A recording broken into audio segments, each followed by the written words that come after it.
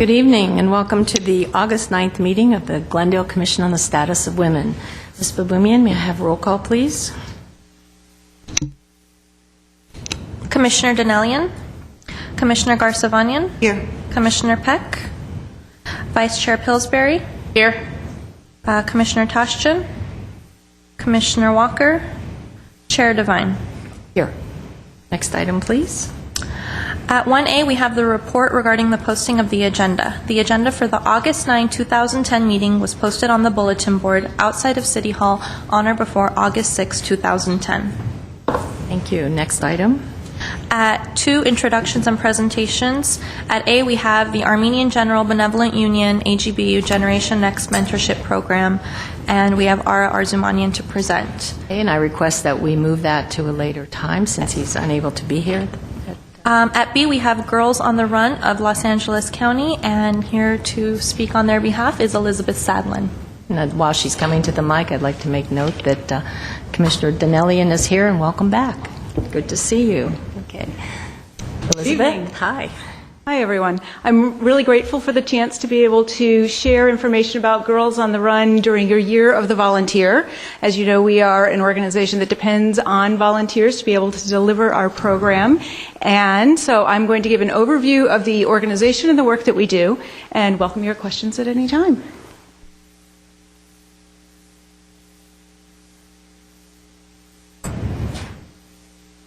Thanks.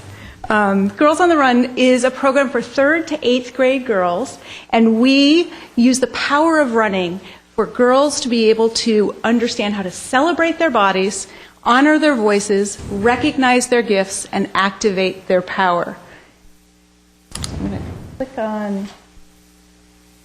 We do this, and our mission is to prepare these girls for a lifetime of self-respect and healthy living. Thank you.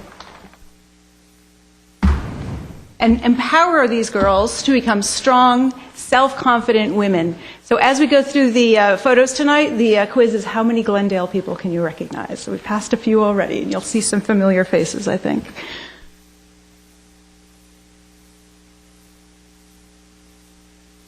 Okay. Okay, great. Thank you. Sorry about that. Out the new technology. So we encourage girls to value who they truly are and celebrate their unique individuality. And you see here some photos from our Santa Monica 5K at the end of our spring 2010 season, and the finish line right behind, and the looks on their faces really say it all. Every girl who runs in the program does the culminating 5K with an adult running buddy. And so you see here one of our girls coming across the line with her medal and her thumbs up, celebrating what she did. It is an experiential learning program, and we focus on the whole girl. So it is much more than a running program. It takes place over 12 weeks. Next slide, please. With a specific curriculum in each of it's twice a week for 12 weeks, so 24 specific topic areas where girls build their skills as well as their bodies. And this girl box that you see here of the girl breaking free is what we see society placing around girls as they enter that adolescent area in time. Think of that 3rd grade girl that you were or know, and who was energetic and optimistic and all over the place and confident in herself. And as we go through that time period of 5th grade, 6th grade, enter middle school, we start feeling those pressures that the world puts on us of what to look like, what to dress like, how to be, and how to behave. We call that the girl box, and give the girls through these lessons the skills and the techniques to be able to break out of that girl box and be who she really is. Thanks. So when we think about what is life like inside the girl box, it's different for each person, but we know that when we're valuing our outside appearance more than the character of who we are inside, that's feeling the pressures of the girl box. If we feel that we have to bottle up our emotions and not talk about how we're feeling and who we are, that's inside the girl box. If we choose self-destructive behaviors to change our bodies, or making decisions that hurt our bodies or ourselves in order order to be popular. That's inside the girl box. And this is, of course, associated with lots of the negative outcomes that your commission is really dedicated to preventing and changing. So you can see that in working one-on-one with coaches and small groups with coaches and with these running buddies, our 24-lesson curriculum is gathered in 3 different sections. The first is about helping girls take good care of themselves, healthy habits and taking good care of themselves. The second group of lessons is around being a good friend and building positive relationships. And this is where the bullying and gossiping parts of the curriculum come in. And the third part is about being a positive community member. And every team, every season, develops their own and then implements a community service project so girls can see that they can make a difference in the world while they're taking good care of themselves. And each lesson is led with a very detailed curriculum where our volunteer coaches bring the girls through these 5 steps. So whatever the lesson is for that day, all of the activities are hooked into that lesson. And so whether they're doing a workout or a cool down or a warm up, it's all around games and activities that link with a theme for the day. You see again some of our girls from the Santa Monica 5K. And so at the end of the 12 weeks, the 24 sessions, the girls celebrate everything that they've done by accomplishing this tremendous goal of walking or running 3.1 miles. It's a non-competitive approach. Everybody is supporting their team members, and everybody completes it at their own pace. So we're providing an opportunity for girls to experience life, to learn about it, but also to experience life outside the girl box. And in fact, you are making that possible through your support in the community, your awesome partnerships, and through your sponsorship of one of our new Glendale sites in the spring season, Edison Elementary School. We filled 2 teams of girls. So a team is between 8 and 15 girls. This is an elementary school. They were in 3rd to 5th grade. They filled up 30 slots very quickly. The girls brought in their registrations and one morning at 7:30, and they were time stamping them because the interest and excitement with the girls and the staff and the parents was very high. This is a poster that the girls put together in celebration at the end of their season. These are all Edison folks, and it shows them in the center photo at the 5K and all of the different activities related to that. And tied to the theme of your experience, you're focusing on volunteers this year. Volunteers are the key to making this happen. We have volunteer coaches, whether it's once a week or twice a week over the 12-week season. Running buddies are those adults who are paired with a girl to do the 5K. We do, through volunteers, our community outreach and support. Our board, of course, is all volunteer. We have many active committees and work to do fundraising and grant writing. I want to give a couple of quotes from one of our volunteer coaches about the difference that the program made specifically for the girls at Edison, thanks to the support that you provided. These are a couple of stories about the girls who received scholarships in our spring season. One girl experienced her brother being murdered when she was in 3rd grade, and her dad had just been diagnosed with terminal cancer this past year. She'd had a very tough life, and her whole schooling rarely smiled or opened up to anyone. Girls on the Run opened her up, caused her to make many new close friends, and smile. One of our supporters of the program is also a participant on the Student Attendance Review Committee. So this is a group of people from across the district who come together and focus on the children whose attendance has been low over time and to figure out what kind of support they need. And she told me when they were reviewing the records of one of these girls at Edison, they determined that the only days she was attending school were the days there were Girls on the Run was going on. So it was helping her come into school and have the confidence to do that. And of course, then they followed up and supported her to get to school the other days as well. And so the coach shared many other stories like that, as well as from her perspective, the ability to be able to see the positive impact on each of the girls in the program. So to be a volunteer coach, you commit 1.5 hours, once or twice a week, over 12 weeks. So our fall season is starting on September 20th. So we're going to be launching our next 12-week season. We're just looking for women and men who are committed to healthy living. There is no running experience, no specific fitness level required, because the program for the girls as well as for the coaches is for every body, every fitness level, every shape, every background. We just ask that the volunteers are passionate about improving the lives of young girls, support our mission. And we do provide a background check. We do have mandatory training and CPR training as well. As I said, this is for everybody, and we are, in our social justice commitment, achieving and committed to reaching the full diversity of Los Angeles County, and here within Glendale, with your support and encouragement, making sure that we are in all parts of the city and reaching kids from all parts of the community. And we make sure, through scholarships like those that you provided, that no girl is turned away for lack of funds. It works. This is our Verdugo Woodland site. The girls are feeling pretty good about themselves and all the work that they've been doing, and we really ask that, the results. It works by, in our evaluation, we've been able to demonstrate higher levels of self-esteem, higher body image, girls feeling more positively about how they look, however that is, and a more positive attitude about physical activity, all very important healthy habits for going into life. Any familiar faces? Yes. Some quotes from the girls. It's what's inside that matters, and now that I've done this, I can do anything. And so we'll ask you to join us in doing that. Information here about our fall season. We have 4 sites again in Glendale and 20 across LA County. We are registering people right now for coaches training, which is on September 11th and September 18th. You only need to attend one. And the information here is how to contact our program and volunteer director. And our website is gotrlosangeles.org. We have flyers here for volunteers as well as for girls.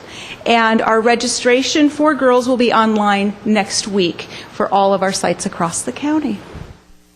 Any questions? Great. Questions, commissioners? Sounds like a great program. I wish I had done it when I was that age. I know I came down to the school, to Edison, after you'd finished that 5K, and the girls were having just wrap-up classes, and they were all dressed in pink and so excited about what they were about to do, and they got right into the life skills. They were running, but still they were doing partner things and learning about each other. So it was really great to see. The coaches were terrific. Great gals.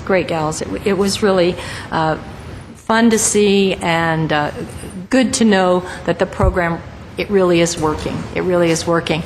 And I have a question for you about do you have a component in there in the relationships? I know you talked about family relationships on violence, either domestic violence, that concept, or just, I think you have violence towards themselves, but Right. Anything about domestic violence? Right. I'm trying to think how, I know that there are a lot of lessons that are specifically designed to help the girls, and the whole curriculum is to help them make positive relationships and good choices. And so just as with, for example, the drug aspect, each girl and each family is at a different place of having that conversation. So what we do is focus on skills around making good choices and how to build those safe relationships and to know to whom to talk when there are things in your life that are not feeling safe. And so, though I'm not remembering specifically a lesson in the new curriculum that is talking directly about domestic violence, it is all wrapped in because it's all about us having healthy relationships. And I can follow up more on that. Okay, great. Yeah. Who developed your curriculum, and how did, you said it was tested, or... The curriculum has been developed and redeveloped and updated by our founder and vision keeper, Molly Barker. She's an MSW. She developed the curriculum initially in 1996 when the program was created, along with other leaders in the field in thinking about child development and physical development, knowing that physically and medically it's safe, what is safe and what is the age. That's why we start in third grade, because it's medically shown that it's safe for girls to train like this at that age. The curriculum, both for the older grades, the 6th through 8th, and the younger grades, 3rd through 5th, have been updated in the last year and are continuously updated using the latest research. And it really the curriculum reflects what is known about positive youth development programs. What about those programs leads to lasting impact? And that's all embedded in the curriculum. I have to say that also that sports is one of the best ways to build all of these concepts and good life skills. Exactly, and one of the characteristics of the most successful programs are those that link the intentional lessons, the mentorship, and the physical activity. So you see how this program brings all of that together. In addition to having girls out running, they're talking and connecting and learning and having an adult friend. Okay, so your training is on September 11th or the 18th. Or the 18th, And can you give us the number again in case someone's listening that Sure. likes to run or doesn't like to run but still would like to help young girls? 626 470 No, I'm sorry, 590-4770. 626-590-4770. And our website, www.gotrlosangeles.org, and all the information's there. We'd love to have some volunteers join us. Thank you. Do you have any prospects of more teams in Glendale right now? Absolutely. We have at least one and maybe more coaches from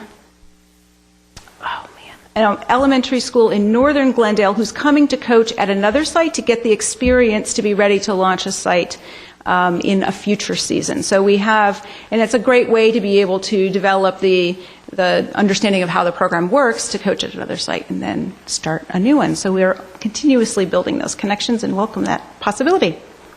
And congratulations on your LA Marathon connection. Very excited about that. Yes, the LA Marathon has named us as an official charity for their 2011 March Marathon. And so that's 26,000 runners who are participating in that event. So we're one of their official charities. Thanks. Terrific. Really More excited. teams. Yay. More scholarships. Great. Yeah. Thank you all. Thank you very much for the support. Thank you so much. Great program. Next speaker, I think he's arrived. Yes. And also Commissioner Walker has arrived. So. Thank you. At 2A, we have the Armenian General Benevolent Union, also commonly known as AGBU, and their Generation Next Mentorship Program. And here to present is Ara Arzumanian from AGBU. We will take a couple of minutes just to allow him to set up.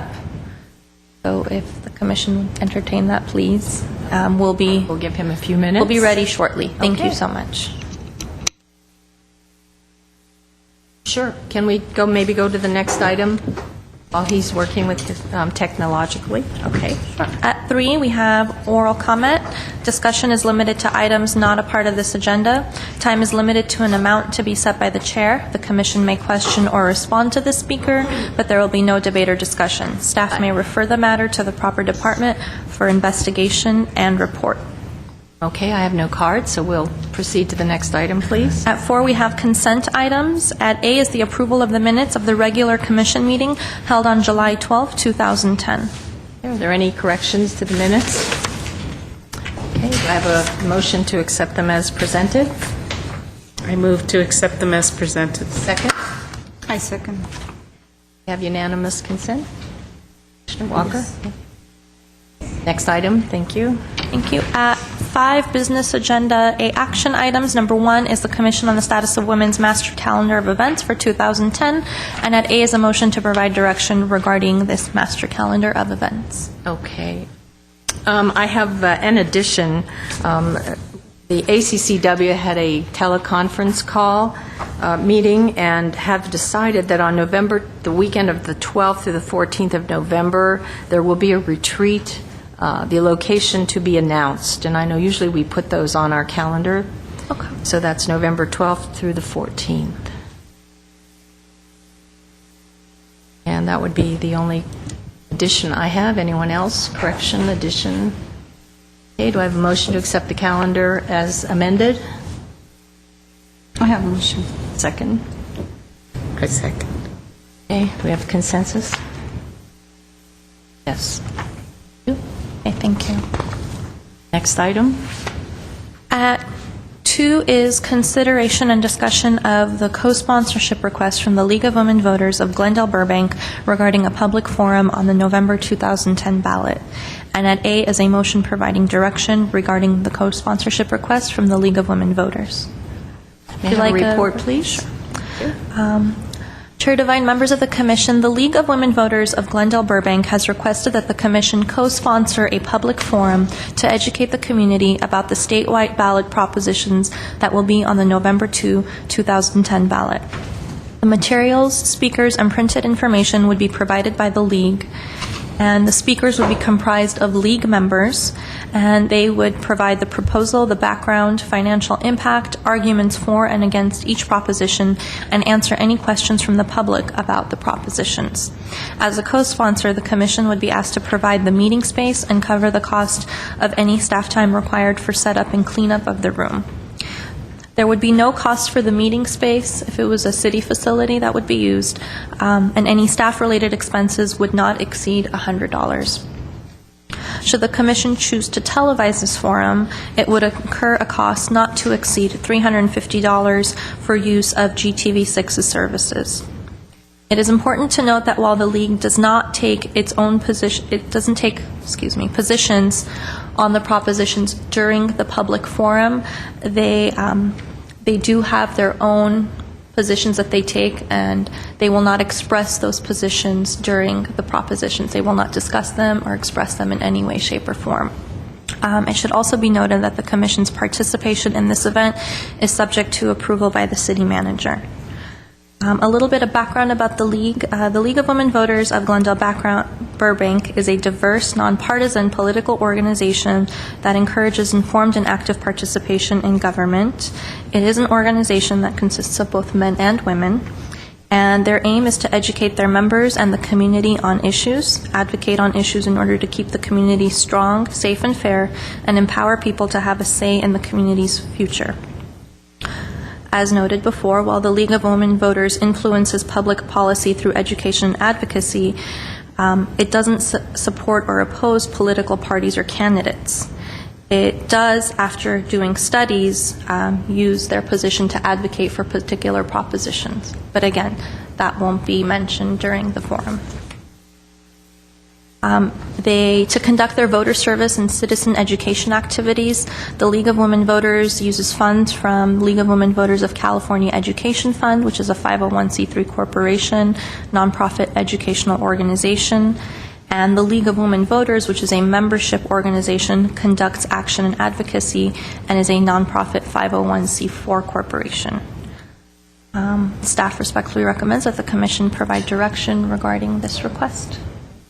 So according to the item, then there are two requests. One is whether or not we support and collaborate with the League of Women Voters, and the second is, do we want to have it taped for GTV6? So do I have any comments from the Commissioners? Vice Chair Pillsbury? I just have one question about our history. We've done this before, correct? Yes, we have done this before. Yes. Go ahead. It wasn't televised. I believe it was at Spar Heights, which is in northern Glendale. And yes, my understanding is we've done this before. The ones that have been televised, I don't think the Commission was a part of, were the candidate forums where they moderate. Those are televised, but those they do in conjunction with the City Clerk's office. Right. Commissioner Walker?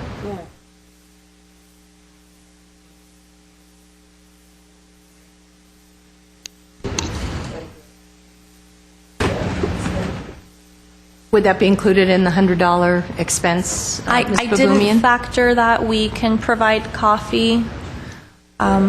We have, yes, we have. If the Commission chooses to, we can add refreshments, and we can, if the Commission would like to give direction on what amount not to exceed, staff can definitely Okay. do that as well. Yeah, I think that's a good idea, Commissioner Walker. And I think in the past we've provided some snacks and food and coffee, but I think coffee and juice would be nice. So I think maybe if we agree to do this collaboration, then maybe we should build in maybe an extra $50, your mic, an extra $50 to cover refreshments. Drinks. Yes. Let's move on that first item then. Would we agree that we want to collaborate? This would give the community an opportunity, just like it did at Spar Heights, to attend a conference. What they will do is read, if you remember, they will read the reasons to vote for, the pros and the cons, and then open it up for discussion and answer any questions that the people that are there would like to know. And that's basically the way it goes. They really don't, as Ms. Baboumian said, they don't take a stand. They simply answer questions. And I have to say that I was just at a meeting the other day, and a woman said to me, you know, I wish that somebody would have some sort of a meeting where people would explain the propositions to me, and I went, well, as a matter of fact, we're going to be talking about that on Monday. So is there a motion that we accept this? And we should probably express the motion as allotting $150 for refreshments in order to collaborate with the League of Women Voters. And then we'll look at the other item later. But is it $100 for staff time and $50 for refreshments? Correct. Okay. So $150. So it's Well, total. let's put a total of $150. Not to exceed, yeah. Not to exceed. Do I have a motion? I move that we approve that motion for budgeting not to exceed $150. Do I have a second? A second. Shall we take a vote, an oral vote? Commissioner Garcevanyan? I agree. Vice Chair Pillsbury? Yes. Commissioner Toshjan? Commissioner Walker? Yes. Chair Devine? Yes. Okay. And then the next item is whether or not we want to have it taped for GTV6. So do you have any thoughts on that, Commissioner Walker? I know that in the past we haven't done it, and I think it would, be better if we don't do it because we haven't really done it in the past. And I think there's going to be more opportunities, as what Ms. Baboumian has shared with us with regards to having it televised by the city clerk's office. Is it city clerk's office? That would be, Commissioner Walker, that would be the candidates forum Yes. for the council elections. Yeah, and I think that'll be better, if it were to be televised, that it would be under the auspices of the city. They don't. Yeah. Oh, they don't? No, they just do the candidates forums. Candidates forums, yeah. They don't do the propositions. Okay. No, they don't do the Historically, they have not done the propositions because they're not for the city elections. City clerk's office oversees city elections. Commissioner Pillsbury, Vice Chair. Do we have any information on how many people might normally watch on the GTV, or what kind of reach it would have? Do we Statistics. do we have any? Unfortunately, no, Vice Chair Pillsbury, we don't have statistics. It would be, quite honestly, the benefit of televising would only be that there's unbiased information presented via television. That the information's out there via internet, and people can go and pick up information, but that would be the only thing. You would also want to explore what kind of information will be presented, and I'm not... If I can, my opinion on this is that we not tape it, because as we saw it the last time, they simply read the ballot book. Yeah. And that's something that everybody can do, and they do. And there aren't any propositions, and I have the list of propositions. One is the marijuana proposition, pro or con, the redistricting. There's one on transportation, public. This one is a good one for our city. Proposition 22 prohibits the state from taking funds used for transportation or local government projects and services. There are some interesting ones, but none really that relate to women per se. Not that those are the only ones that are important, but I think that they are propositions, and people will read the ballots if the ballot books, if they're interested, and I don't know that this would be that vital of a program. So I would vote no. Do I have a motion, yes or no, on this one? I move that we do not tape this event. We do not provide funding, that the commission does not provide funding to tape or televise the event, The League of Women Voters. the League of Women Voters event. I second. Unanimous consent. We have unanimous consensus? We do. Okay. Thank you very much. And I think R is ready. So shall we have our next presentation? Yes, back to 2A. We have the Armenian General Benevolent Union Generation Next Mentorship Program, and here to present is Ara Arzumanian. Thank you very much, Ara. All right. Good evening, ladies. Thank you very much for inviting me to speak to you today about our program, Generation Next, and as well about the issues that girls are facing in Glendale. And thank you for bearing with me during the technical difficulties. So I'm going to start off by telling you about our program, Generation Next, and then we can talk a little bit about some of the issues that youth are facing in Glendale. And please feel free to interrupt me at any time with any questions. Again, my name is Ara Arzumanian, and I am a mentor as well as the director of Generation Next Mentorship Program, which is a program of the Armenian General Benevolent Union, which is an international nonprofit serving communities in over 28 countries around the world. And we're very happy to be working here in Glendale with our youth. So if we take a look at the slideshow, we'll start off with just kind of a little introduction screen, some of our beautiful mentors and mentees, and a presentation for today. All right, so this is a quote that inspires us in the office every day. Not only will you gain awareness, you will be inspired and encouraged to do anything you ever dreamed of. This is what one of our beautiful mentees came up with when I asked her, what does Generation Next mean to you? So this is the type of thing that makes it all worthwhile, of course. All right, let's talk exactly about what we do at Generation Next. It's not, quote unquote, helping kids. We set out to create community by bringing youth and adults together in relationships where the adults act as guides through the perilous journey of adolescence. I feel that whenever you set out to just, quote unquote, help kids, you're setting yourself up for failure, because the negative behaviors that the kids are displaying are simply manifestations of our community's shortcomings, wherever that community is, whether it's Glendale, whether it's LA, whether it's Singapore. So we set out to create a strong community around each child, to create strong social networks around each child. All right, so I wonder if, is this coming out dark on all the screens? Let me see, I wonder if, well, hopefully the people at home can see it. Just like that. All right. Well, a little bit about our program design. So we have monthly group activities where it's a one-to-one mentorship program. We match up caring adult volunteer mentors with children. It's a culturally based program. We have monthly group activities where all of the mentors and mentees come together, and we, either celebrate a holiday, or we have career day, or we have an activity at a local university or something of that nature.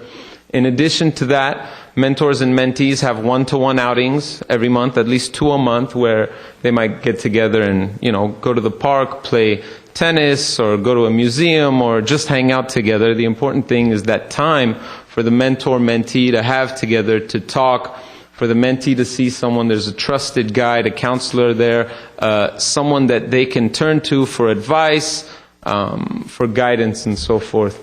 The mentors are screened thoroughly. We have a extensive application process. After the application, those that pass the application process, they are interviewed. Those that pass the interview are given mentor training. Those that perform well in mentor training are checked with a Department of Justice background check and even a TB test. And after all of that, only do they begin working with the kids. And of course, the final stamp of approval comes from the kids' parents. But we take our screening so seriously. They're all my kids. I love them dearly. And once we approve of them, usually the parents are okay with them too, because they've jumped through a lot of hoops already.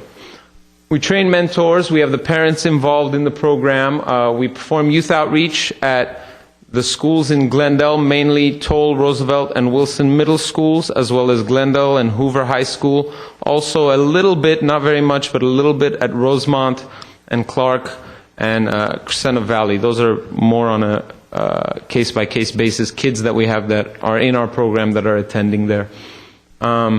We're very involved in the schools in general, and I'll talk a little bit more about that in a moment. And of course, we work at leveraging resources like any other nonprofit, trying to do as much as we can with as little as possible. So this video, and I'll pause it for a second. I think we're not connected with the audio, but I wonder if I hold the mic, if it might make a difference, if you might be able to hear it. Let's give it a shot, shall we? This is one of our mentees telling you about his experience in the program. I was getting sometimes trouble and I needed help. And Does that work? I think this program is a very good program because your mentor, he talks to you about, it's not about him taking you out 2 days a week, just fooling around with you. He actually means stuff. He talks to you to keep out of trouble and to keep out of the streets and, be a good person. It's been quite the experience. It was a chance for me to get a view of other people that are going through pretty much the same things as me. You learn many things. You learn to be social. You learn to not to be scared to try. You learn a lot of things that just come to you. You can't really name them, but they just come to you. All right, that last fellow is actually my mentee, and he is going on a trip as a tourist to Armenia, and the reason why I was a bit late is because I had to drop him off at the airport. So, but we're very proud of all of our mentees, and I know I'm here to tell you, but I'd rather you hear it directly from the kids themselves.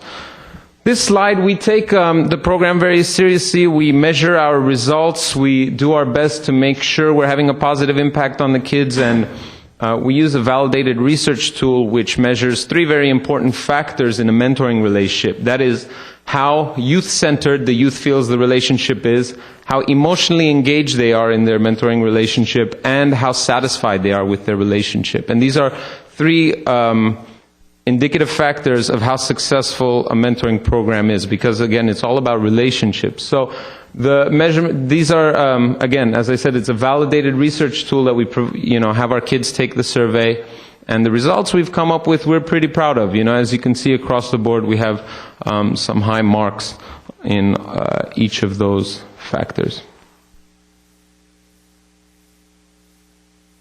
And we have a little bit of national recognition. We won a Department of Education grant, a highly competitive grant a few years ago.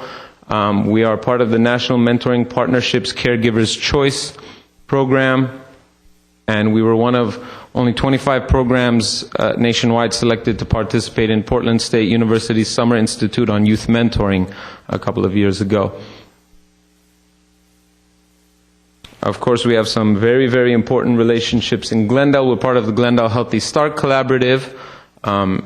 Actually, I was the chair of that for the last 2 years, and happy to hand that over now. We're on the school violence prevention committees of Roosevelt and Toll Middle School, and beginning to be involved with Glendale High School as well. I forgot to include in here the newly formed Glendale Domestic Violence Coalition, which we also participate in. We are on the Glendale Unified School District's Student Attendance Review Board, and we have a formal partnership with the Glendale Unified School District, which, as I said earlier, we do outreach at the schools, and that is through a formal partnership that we have with the schools, as well as memorandum of understanding with the specific campuses that we're on. All right, so here's another little video clip, and the AGBU Generation Next mentorship program is a wonderful program, started out as a small volunteer effort and has really blossomed. As someone who's been involved in mentoring for now almost 20 years, I'm on the national board of Big Brothers Big Sisters of America, I can say that these mentoring programs work. They encourage young people to pursue college educations, to go beyond that, to pursue a career, and tap into that great human potential that all of our young people have.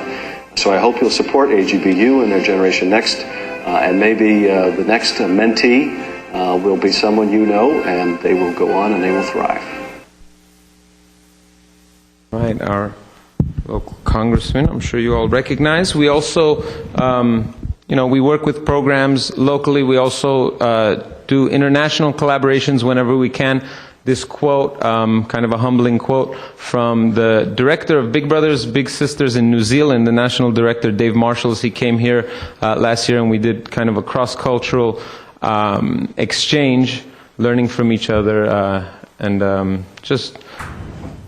we're blessed to have these opportunities to not only work with the kids in our community, but to work with people throughout the world to improve the services that we're able to provide to our kids.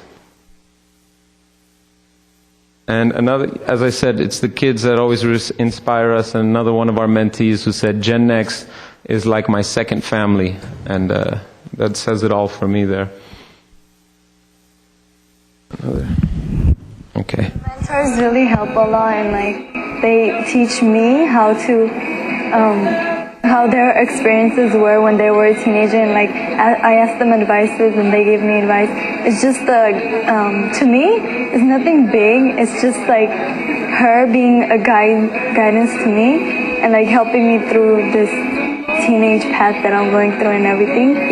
It was good because a lot of things that I had locked up inside, I could expose it to her, and she actually understood that and gave me advice and kind of guided me. So I guess that was her job, mentor, mentee. All right, so again, I apologize for the audio. I think that was the last video clip. The Gen X family. So we have actually experienced quite a bit of growth over the past 4 years. 4 years ago, we had about 22 mentoring matches. That's 22 kids matched up with 22 mentors in one-to-one relationships. And over those 4 years, not only, as you saw in a previous chart, we've been working at improving the quality, but also the quantity. So we actually now have 109 kids in the program, 109 mentors. So again, one-to-one matches. And this doesn't actually reflect, unfortunately, this slide doesn't reflect our waiting list, which at this moment we have over 90 kids on the waiting list, and in time-wise that translates to about 1.5 years, if not more, that they're going to be on that list, and some of them have already been on there for a while. And yes? Or is that because of lack of volunteers? That's due to mostly lack of funding. Volunteers, it takes time to recruit, but we will be able to recruit enough volunteers to match all of those kids, but imperative component of mentoring is that you support each mentoring match. You can't just kind of match up a mentee and mentor and toss them out there and say good luck. Each match is supported by a case manager, and that's our staff consists of myself and 2 case managers, and between them the case managers facilitate each match. So the capacity of a mentoring program is determined by the number of case managers they have. And recruitment is always what we're working at as well. Yes? And the criteria for the kids to get into the program, do they have to be at risk by some definition? Right. Or right, that's actually a good question. Thanks for asking that. I forgot to mention that. So, as I said, we do outreach at the schools. We work closely with the schools to identify the kids. The kids are generally facing some risk factors. We have a spectrum of kids facing various risk factors in the program. It's not all quote-unquote one type of kid in the program. They might be having difficulty at school, they might be having difficulty with behavior or grades, or difficulty at home, or maybe they just moved to the country and are having difficulty adjusting. It can be all sorts of things. It is sometimes at the age that they start in the program, which is between 12 and 14, it is sometimes difficult to assess their needs coming from outside, especially if they have not been involved in any other kind of program before. What we aim to do is get the kids that are falling through some of the other cracks. So if they haven't had any type of assessment before, that's where the outreach comes in, where our case managers are able to develop relationships with the kids on the campuses to see more in depth into their lives, and also work with the school personnel to identify which kids not only need the program, but also have a strong potential for growth through the involvement of a volunteer in their lives. Yes? And just for clarification, are the kids and the mentors all from the Armenian community, or is this across the Glendale Yes, community? all of our mentors and mentees are of Armenian descent.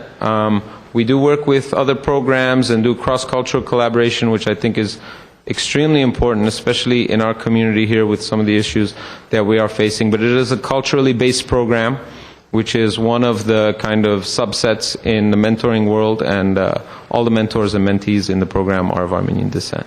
What are the other programs here in Glendale that you work with that are similar to this Big Brother, Big Sister? Unfortunately, there are no other programs that focus on Glendale. No other mentoring programs, one-to-one mentoring programs that focus on Glendale. Now, certainly there are programs within whose service area Glendale lies. However, I'm not saying it as a proud thing. I'm saying it in the sense that it's quite unfortunate that we're the only program that focuses on the Glendale area. So, Big Brothers, Big Sisters of LA and Inland Empire. You can tell by the name that that's a huge area, Los Angeles and Inland Empire. And then there's the Catholic Big Brothers and Big Sisters and various other programs of that sort. There's Fulfillment Fund. There are some great mentoring programs in the area, but they have waiting lists much longer than ours, and they're serving kids usually in what might be called higher risk areas, unfortunately. I said a moment ago that the kids start in the program between 12 and 14, and they continue in the program until 19 years of age. Our goal is to get them in, graduate high school, get them into their usually first year of college, sometimes trade school most of the time. I think over the last 4 years, every single one of our kids has gone on to college. Well, I know over the last 4 years, every single one of our kids has gone on to college, and that's when we push them out of the nest and let them fly.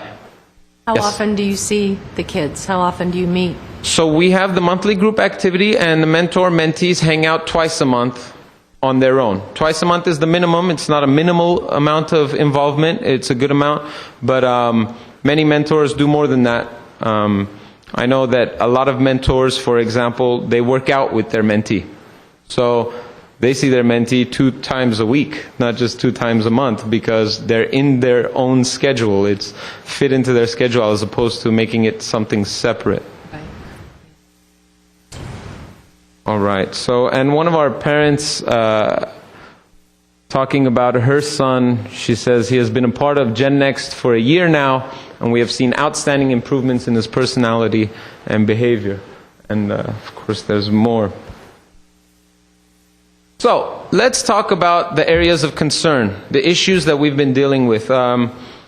A few months ago, my boss at work asked me to put together a quick one-page report of what we've done over the last year. And one of the areas of that report were issues that we've helped youth deal with. Now, I deal with this stuff every day. This is what I do for a living. I've been working with kids professionally for 10 years. And when my case managers and I sat down and wrote this list and then double-checked it with our database, it shocked even me to see all of these issues next to each other over a period of 1 year. And at the time we put together the list, there were only 90 kids in the program. There are 109 now. So 1 year, 90 kids. Again, when you look at this list, I don't want you to think that, oh, they're dealing with a really high-risk population. No, these are Glendale kids. These kids are a representative cross-section of Glendale. We have kids who are honor students, and we have kids who are, dropping out of school. Obviously, we're working at preventing them from dropping out of school, but we have a very representative cross-section. So you can see the issues on the screen: runaway, theft, robbery, criminality, incarceration, probation, family dysfunction, sexual promiscuity, cyberbullying, difficulty paying rent, suicidal ideation, abuse, fighting, autism, risky online behaviors, neglect, school expulsion, dating older men. Oftentimes that's actually just sexual assault, not really dating. Mental health, drug use, school dropout, body issues, self-image, self-injury, cutting, drug sales, gangs, truancy, unemployment, alcohol use. And if it gives you a headache to hear that, it gave me a headache to write it. So it really is a bit scary, but I don't think we should be kind of transfixed by the scope of the problem. I think there are a lot of things that we as a community can do, a lot of things we're already doing, a lot of things that we can do and improve upon, and we'll talk about that in a minute. So let's talk about some of the issues that affect girls more. Now, all of these issues, almost all of them, go both ways, boys and girls. And when I'm talking about issues that affect girls more, of course, we're generalizing, and we can only generalize with a certain degree of relative accuracy. The first one is runaway. Boy, that's too dark, isn't it? The first one is runaway, and we have had very few incidences with boys running away from home, but we have had a few with girls running away from home. And that's actually, I deal with that in an article I just wrote for Ararat magazine, and I'll show you about that. I'll show you that article in a moment. So this is an issue that we deal with in Glendale. Cyberbullying, I'm sure this is one you are well aware of. We have had some high-profile cases in our community of cyberbullying, and we have a lot of kind of lower-profile cases. It goes along with the risky online behavior, where girls might. We actually did a play about this at our center with the kids and the mentors, and sparked one of the most passionate discussions we've had in a long time. We did a play where a girl texts to her friend a picture of herself in a bikini, and then the friend forwards it to the boyfriend, and then they break up, and the boyfriend posts it on the internet. A scenario we've dealt with several times this year. So, you know, it's usual stuff. You're trying on your clothes for your friend, and now sometimes they're posting their own pictures, of course, not thinking what might happen, but then after that, then they get all these comments of, you're a B and an S and all these other names that you can think of, and it really becomes something, a very hard part of their life to deal with, and something they can't take back because it's on there, right? So, all right, so suicidal ideation, of course this affects boys as well as girls. We specifically have dealt with it much more with girls over the last year than we have with boys. Dating older men, sexual assault. It is, specifically I'll speak for the Armenian community, it is oftentimes, not always, oftentimes thought of as normal for a guy to be, you know, several years older than a girl, and that's normal in any culture once they're both over 21, but when the girl is 15 and the boy is 21, then that's when we have a problem, obviously. And self-injury cutting is something we've been dealing with a lot, as has the entire community. So if there are any questions about any of these, I'd be more than happy to answer them. If not, we'll move on to the next slide. So as I said, I've written a series of articles on a website called araratmagazine.org. It might interest you to read them. The first one deals with just kind of an intro to all of this, the various issues that our youth are dealing with. And in these articles, I talk about Armenian American youth, but you could just take out the word Armenian American and put in Glendale youth or Los Angeles youth, and it still fits. And in the second issue, we talk about dropping out of school. Kids in our area, in our community, drop out of school in a very specific way. They transfer from regular school to homeschooling, which is not the kind of homeschooling that we see on daytime talk shows with a parent at home actually teaching kids. They go to this place where they get 3 hours of instruction a week, as opposed to the regular 30 that kids get at a school, in our school district. 3 hours of instruction. They get some packets. They take them home. They fill them out. They bring them back and get credits. Well, the problem is that they still have to do the hard work without the advent of an actual teacher. So kids go to this, and the first few weeks they get some credits and they're happy. And then they end up having to think of something else, because they can't do algebra on their own most of the times, and government and history and biology and all the other kind of tough subjects. And then they go buy a diploma. And there are a bunch of high schools, and that you can find in the area. Go search on the internet, Century High School, Victory High School, Continental Academy. You can just give them $400, something like that, $350, $400. They give you some answers. They print you out a diploma on the same paper. We can all go buy it at Staples Center. It's not Staples Center. At Staples or Office Depot. And it doesn't have the state of California. It doesn't have Department of Education. Nothing on it. But the kids use it to get by, and then they go to college to register themselves and get their parents off their back and get me off their back and whoever else is on their back, and then they end up dropping out of college usually because they have about an 8th grade education or 9th grade education by that point, because this process takes a few years, and in those few years they haven't been going to school. So I detail it. I give you the quick of it. I detail it in the dropping out issue. It's a big problem in our community. I would encourage the Commission to look at this problem and see what we can do together about it. It cuts across, it's not just Armenian American kids, it cuts across every category you can think of, whether ethnic or socioeconomic or whatever. And the third article in the series, and I think there are 2 more to come after the third one, deals with criminalization. And that is a process by which kids are getting into their usual teenage mischief, usual for a big city anyway, teenage mischief, and are being treated like criminals for it. Where things like ditching school, getting into a fight, smoking cigarettes, things I did all of those when I was a teenager, and the reason why I'm in this line of work is because I was one of the kids that needed this mentoring program, and I was lucky. I'm going to give a shout out to my mentor. I had a great teacher, Mr. Duggar, at Glendale High School, who took me under his wing and mentored me. It wasn't through a program; he just did it on his own. So those types of things, even as recently as the late '90s, or early '90s, when I was in high school, were dealt with by teachers, counselors, assistant principals, pastors, Boy Scout troop leaders, coaches, YMCA, YWCA, this type of commission. And now oftentimes those things are dealt with by police officers. And our police officers, God bless them, we need them to uphold the safety and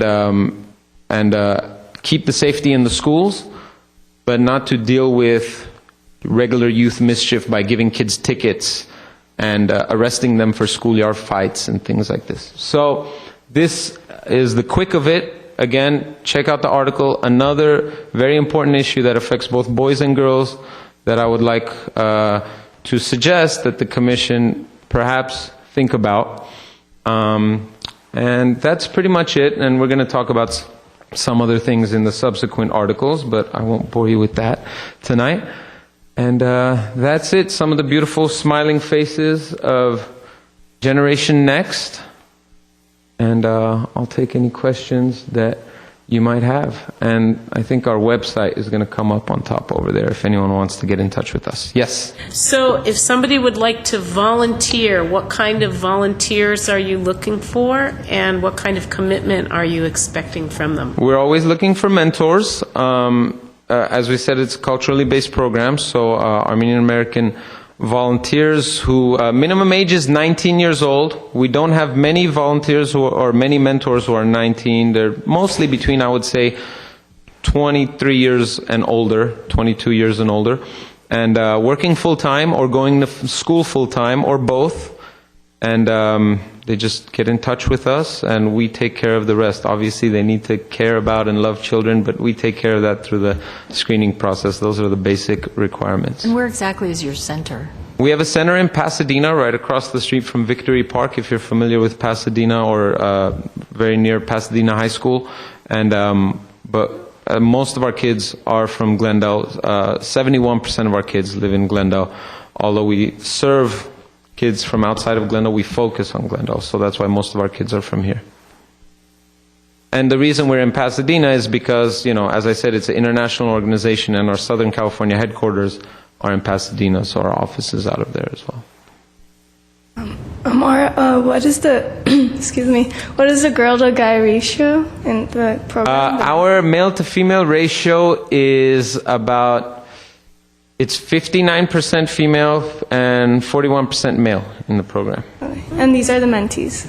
Both, because it's same-sex mentoring, same gender mentoring. So, a woman has a young girl as a mentor and a man has a boy as a mentee, I should say. Yes, so both sides, 59%. And do you have a set curriculum that the mentors... No, we don't have any curriculum. Roger. With us, it's all about the relationship. And I tell mentors all the time, I say, you're not there to fix the kid.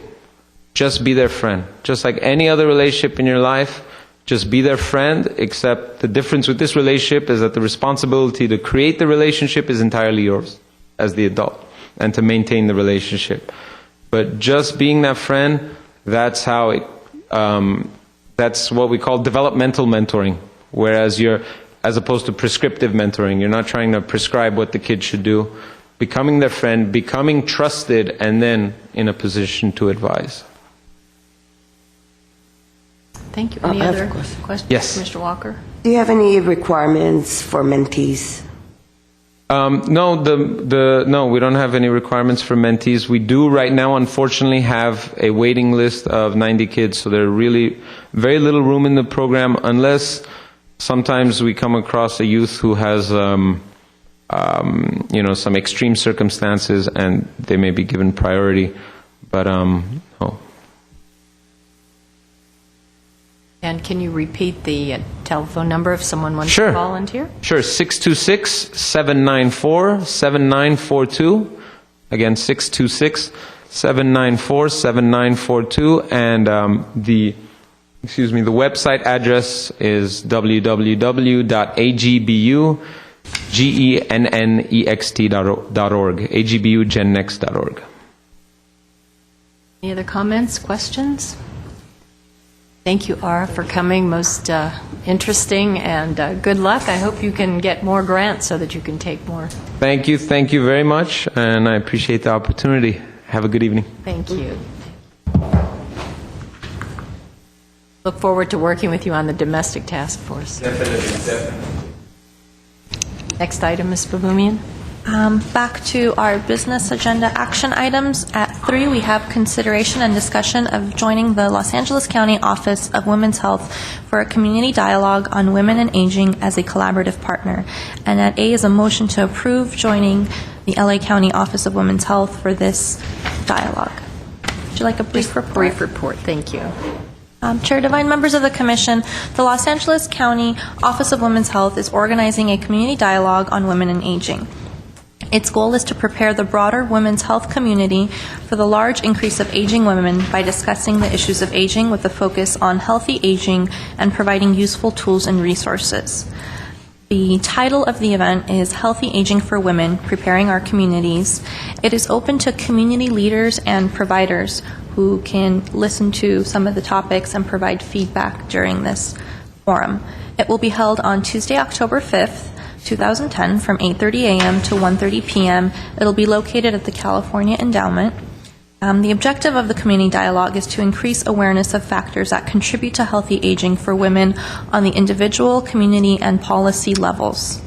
There will be special topics and breakout sessions that will be led by guest speakers. These include caregiving, mental health and stress, aging, emerging research, and economics of women and aging. The Commission is being asked to join the LA County Office of Women's Health as a collaborating organization. Chair Devine has been attending the planning meetings in an individual capacity and would like to extend the opportunity to the entire Commission to participate. As a collaborative organization, the LA County Office of Women's Health would like the Commission to participate in the event and to help promote this event to the community leaders, the stakeholders, and the providers who could also attend and lend their ideas. It is important to note that the event is not intended for the general public. It is really intended for those particular key players in the community who can give their feedback and participate in this. Registration forms will become available by September 1st, and they will be available through the LA County Office of Women's Health, and they will be available through our office as well, should the Commission choose to join as a collaborating partner. There is no fiscal impact to joining, And staff respectfully recommends that the commission approve joining the LA County Office of Women's Health for this community dialogue as a collaborative partner. Thank you.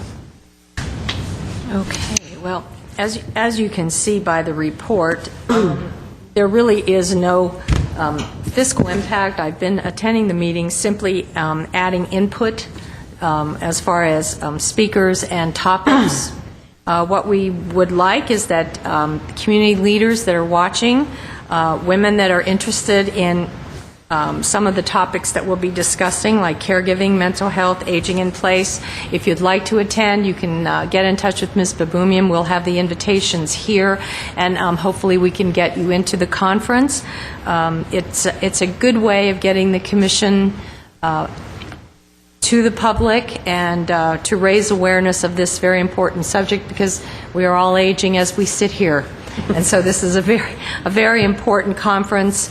As you can see on your agenda, they have a morning session, and then they'll have breakout groups, and then in the afternoon they're going to be discussing women and health reform. So all we're asking is you give us the permission to use the Commission on the Status of Women Glendale's name on the brochures, the invitations, and paperwork that goes out to the public.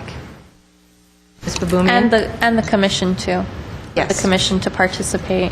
Yes, and of course, we're all invited to go, and if you'd like to participate in it as not a presenter, but as a host or work at registration, you're more than Volunteer. you can volunteer, which is our focus this year. You can volunteer to do any of that, and we can let Ms. Baboumian know. So what we need now is a vote as to whether we want to go ahead and support and collaborate with the Los Angeles Office of Women's Health endeavor. Mr. Walker? How many partners are there at this point? Right now, there are let's see, when the meetings that I've gone to, there have been at least 30 representatives there, and I'm sure that it's more. So there are quite a few. And also, just to add, I believe as far as the number of people who can participate, I believe it's about 300 people that they can accommodate as far as the community stakeholders and the providers and the individuals who can come and participate in this dialogue. I believe that's their maximum capacity. Yes. Mr. Pillsbury? And would you still be attending the meetings and representing the commission? Correct. Okay. Correct. Terrific. Yes. Is there an age limit, or I'm sorry? is there a cutoff age to participate? I don't No, believe so. no, there's no cutoff age. No, it's for professionals and community leaders. So you right away have an age parameter right there. But as far as attendees, it would be the same population. So do I have a motion? I move that the commission participate in this program. Second. And do we have consensus? Yes. Yes. Perfect. Thank you very much. Under B, reports information only. Number 1 is an update on the Domestic Violence Task Force of Glendale. And as you remember, the Domestic Violence Task Force of Glendale was spearheaded by staff from Neighborhood Legal Services of LA County earlier this year. It's a coalition of community leaders, community members, and representatives from various community groups who are focused on improving and increasing access to services for victims of domestic violence. At the regular meeting of the Commission, which was held on July 12th, the Commission moved to join the Domestic Violence Task Force and selected Vice Chair Linda Pillsbury as the representative and Commissioner Toshchin as the alternate for this task force. And since then, the Domestic Violence Task Force has had one general meeting and one Education Committee meeting, and this was attended by Chair Devine as well as staff. And at the request of Vice Chair Pillsbury and concurrence of Chair Devine, this report is being provided to the Commission as an update, and any further updates are welcome. All right. Let's hand it over to Vice Chair Pillsbury, because she attended the task force meeting and she can bring us all up to snuff. Yes, both myself and Commissioner Toshchin attended, and The task force is in the midst right now of conducting a survey of Glendale area domestic violence services, and any of you out there who are watching who are either work in the domestic violence field or you're part of an organization that addresses domestic violence, I urge you to complete a survey, and if it hasn't already been sent to you, please contact Ms. Baboumian in our office and she will forward you all of the information. The second main thing that was done at the meeting was held at the YWCA, and the YWCA is the primary domestic violence provider in Glendale, and they were given the opportunity to let the task force know about the services they provide. In the last few years, the services have been lessened due to financial constraints, but they still provide an emergency shelter, although now it only has 10 beds. There's a 24-hour hotline. There's a domestic violence service center. They provide classes in English, Spanish, and Armenian. They provide individual counseling and case management. All of these services are free to CalWORKS recipients, and for other people there is a $60 a month charge which covers all of the classes and the counseling and the case management.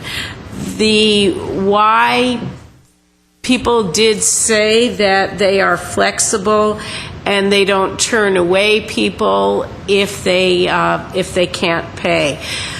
This was an information meeting to familiarize all of us with the services.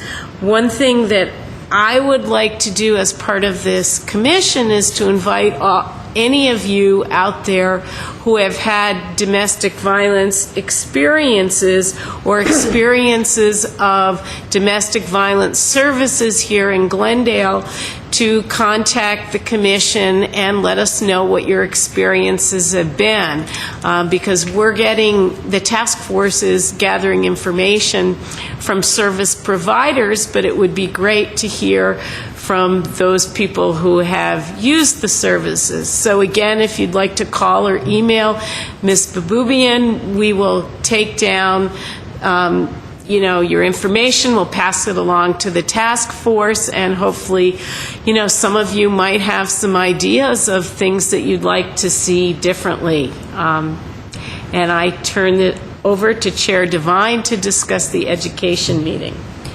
And the sources of that information would be confidential if they called Ms. Baboumian or emailed her? Okay. Yes, on of course. services, yes. Yes. Of course, okay. The Education Task Force met on August the 2nd. It was decided by the task force that educating our youth should be one of the major focuses of this task force.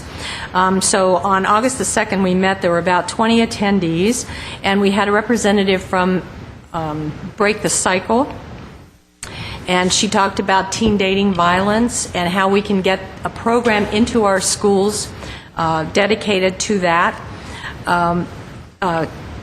Dr. Kathy Fandukian was there representing the Glendale Unified School District. I was really pleased, as was the entire task force, with the positive feedback that we got from her. Break the Cycle has a DVD with an interactive component that would be great in the school curriculum. So Dr. Fandukian is going to take that idea to the curriculum committee. The DVD is entitled Ending Violence.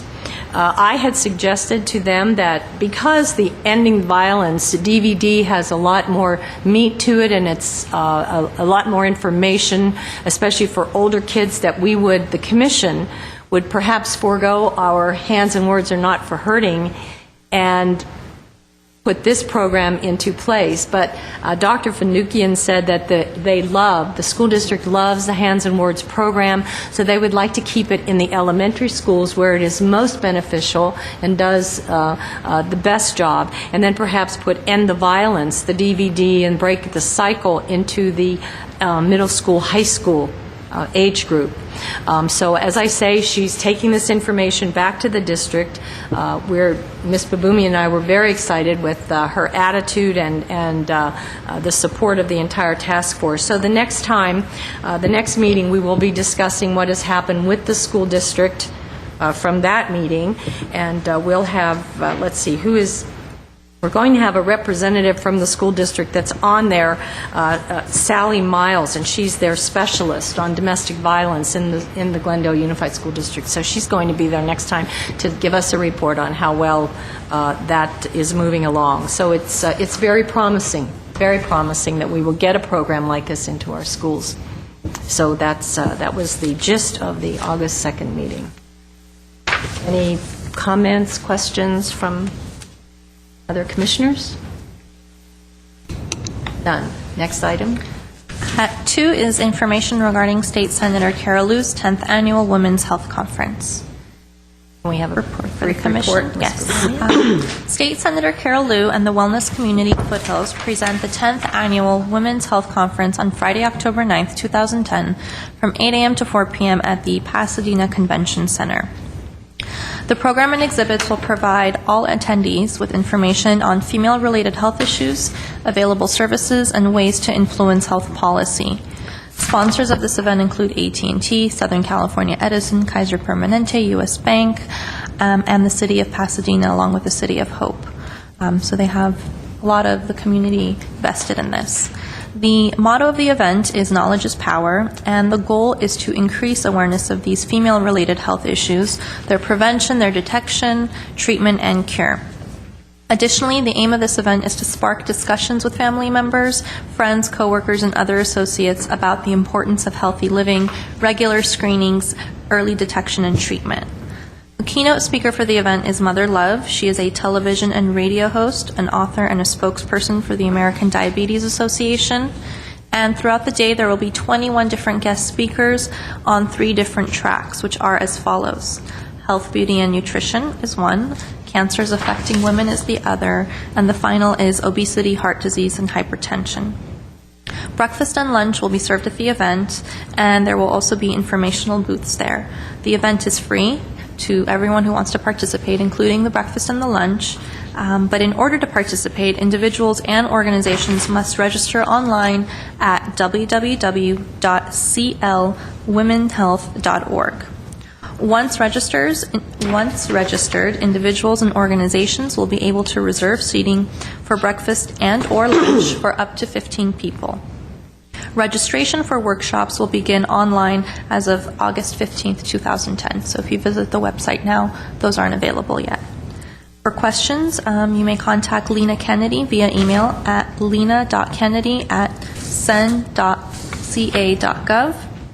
And the commission is registered for the event, and commissioners who wish to sign up for the workshops can do so in an individual capacity, but the commissioners are signed up for breakfast and lunch. Thank you very much.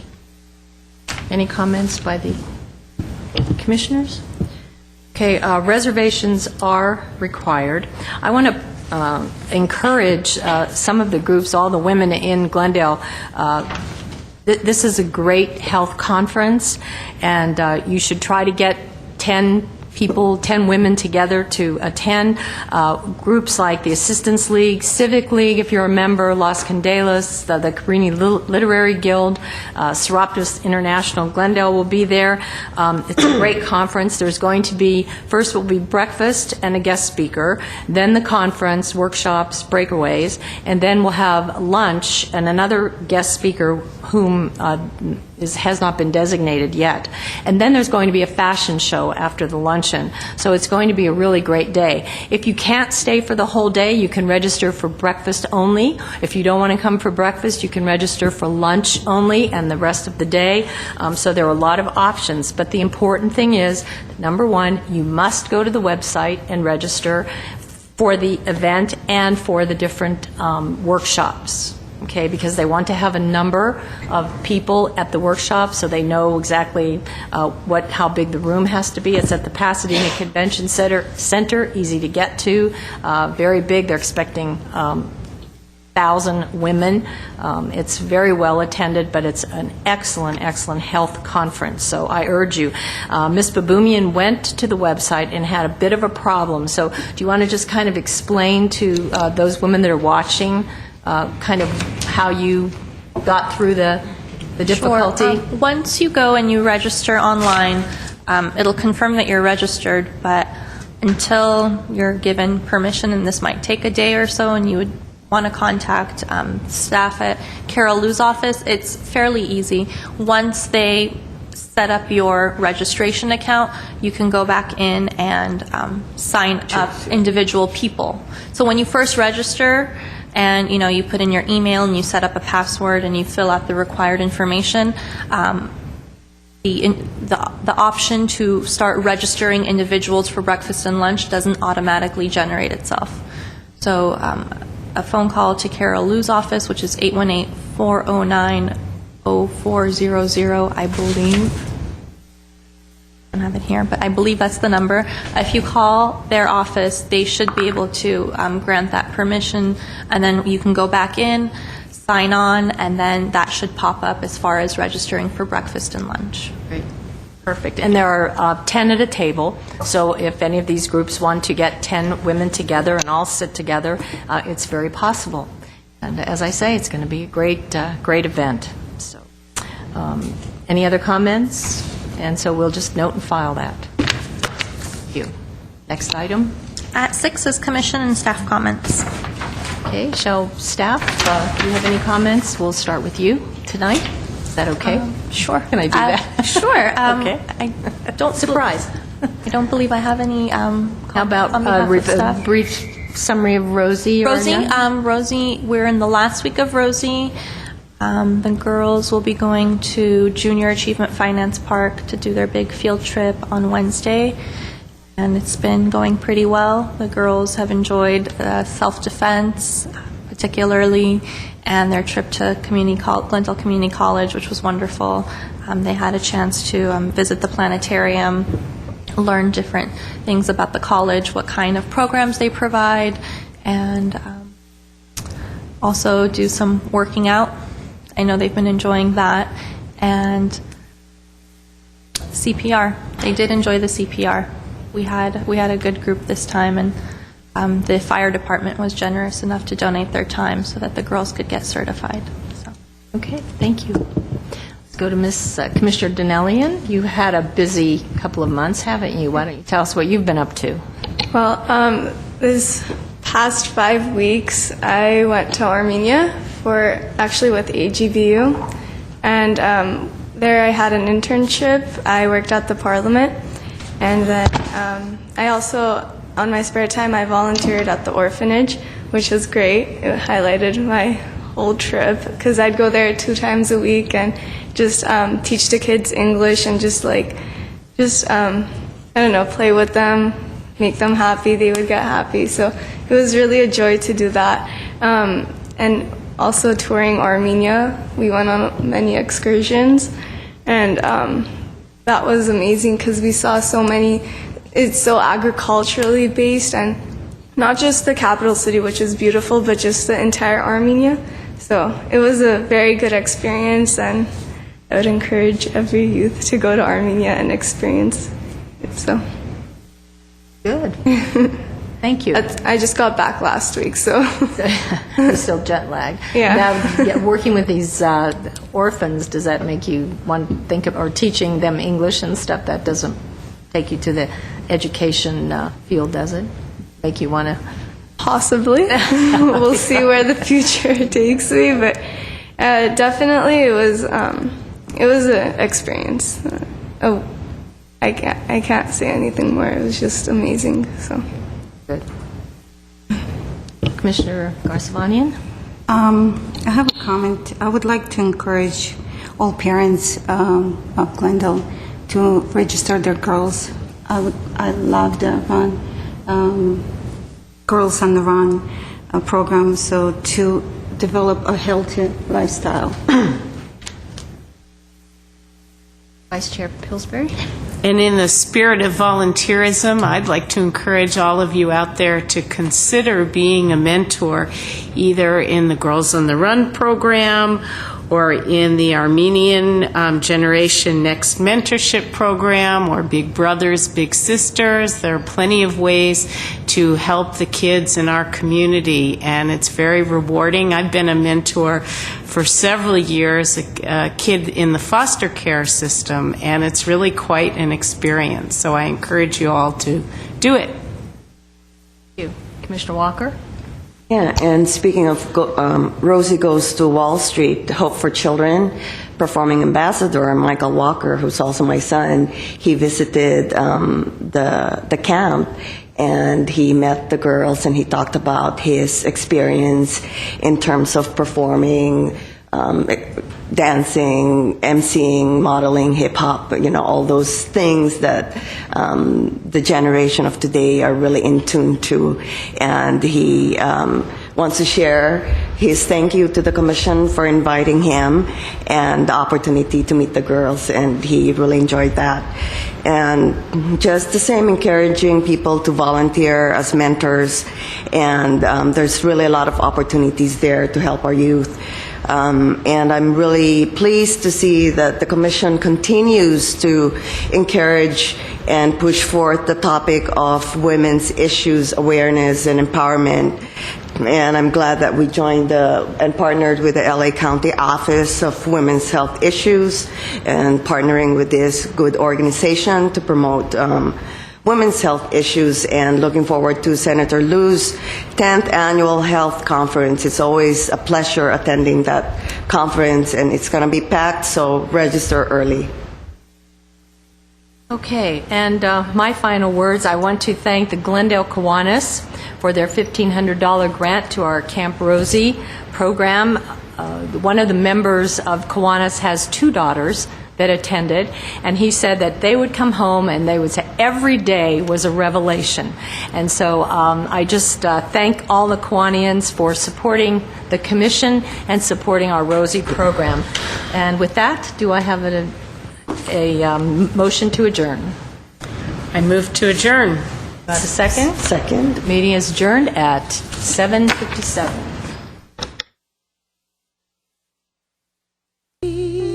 Turns out to be someone who'll watch over me.